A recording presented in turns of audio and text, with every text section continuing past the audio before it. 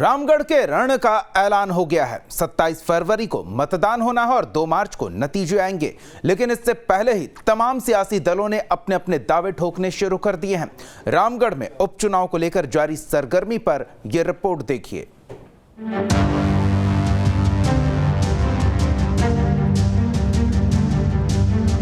रामगढ़ के रण का शंखनाद, बिछने लगी है चुनावी बिसात।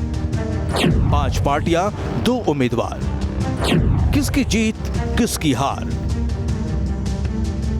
रामगढ़ के रण का ऐलान हो गया है। चुनाव आयोग ने प्रेस कॉन्फ्रेंस कर चुनावी तारीखों का ऐलान कर दिया है। तारीखों के ऐलान के साथ ही प्रदेश में सियासी उफान तेज हो गया है। रामगढ़ में इस बार भी 5 पार्टियों से 2 उम्मीदवार मैदान में होंगे, जिनके बीच कांटे की टक्कर होगी। ये तो तय है कि कांग्रेस, जेएमएम और आरजेडी की ओर से 1 उम्मीदवार और बीजेपी आजूसी की ओर से 1 उम्मीदवार मैदान में होंगे। इस बीच खबरें ये सामने आ रही है कि कांग्रेस, जेएमएम और आरजेडी की ओर से पूर्व विधायक ममता देवी के पति बजरंग महतो और बीजेपी आजसू की तरफ से गिरिडीह सांसद चंद्र प्रकाश चौधरी की पत्नी सुनीता चौधरी मैदान में होंगी। पिछली बार भी चुनावी फाइट ममता देवी और सुनीता चौधरी के बीच हुई थी।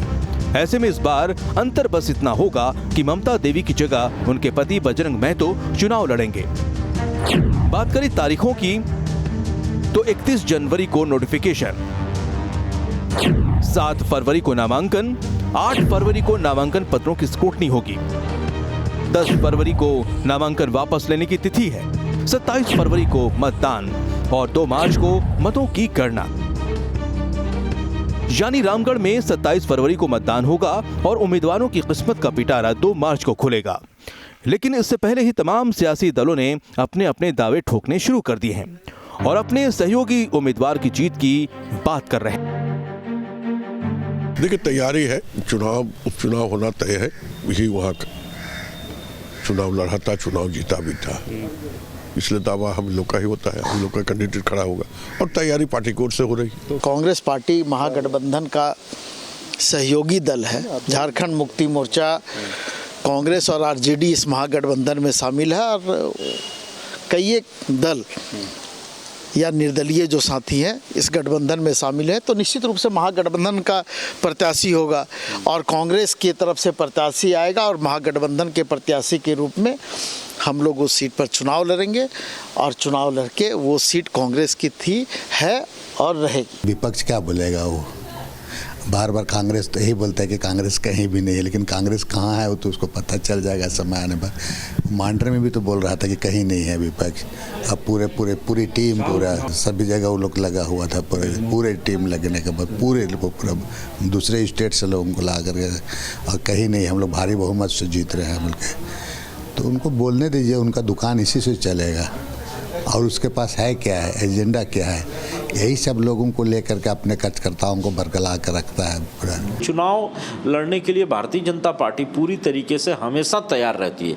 आगे कौन सा चुनाव हमें लड़ना है, कब लड़ना है, कौन सा चुनाव नहीं लड़ना है, ये हमारा केंद्रीय नेतृत्व, राज्य का नेतृत्व दोनों मिलकर तय करते हैं। तो जब ऐसा कुछ तय होगा कि हमें रामगढ़ का चुनाव लड़ना है, उस समय देखेंगे। क्या लगता है उपचुनाव में विजय होगी पार्टी? निश्चित रूप से ये उपचुनाव भारतीय जनता पार्टी गठबंधन एनडीए निश्चित रूप से ये चुनाव जीतेगा। गौरतलब है कि रामगढ़ उपचुनाव की वजह एक गोलीकांड बना है। दरअसल कांग्रेस विधायक की सदस्यता जाने से खाली हुई थी सीट। आपराधिक मामले में दोषी ठहराई गई थी ममता देवी। आईपीएल गोलीकांड मामले में ममता देवी को 5 साल की सजा। साल 2016 के मामले में विधानसभा ने रद्द की सदस्यता। रामगढ़ में 21 साल बाद होगा विधानसभा उपचुनाव। रामगढ़ में ही हुआ था राज्य का पहला उपचुनाव। बहरहाल चुनावी बिगुल बज चुका है। पार्टियों ने कमर कस ली है, फैसला जनता के हाथों में है। रामगढ़ विधानसभा उपचुनाव की बिगुल बजते ही सभी पार्टियां अपने अपने तैयारियों में जुट गई है। सत्ता पक्ष हो या विपक्ष, सभी अपने सहयोगी दल के कैंडिडेट की जीत के दावे कर रहे हैं। लेकिन सबकी निगाहें केंद्र पर टिकी हुई है कि ताकि उनके आला कमान किसे कैंडिडेट के नाम पर मुहर लगाती है। अपने सहयोगी अमित के साथ सूरज, न्यूज़ स्टेट, रांची।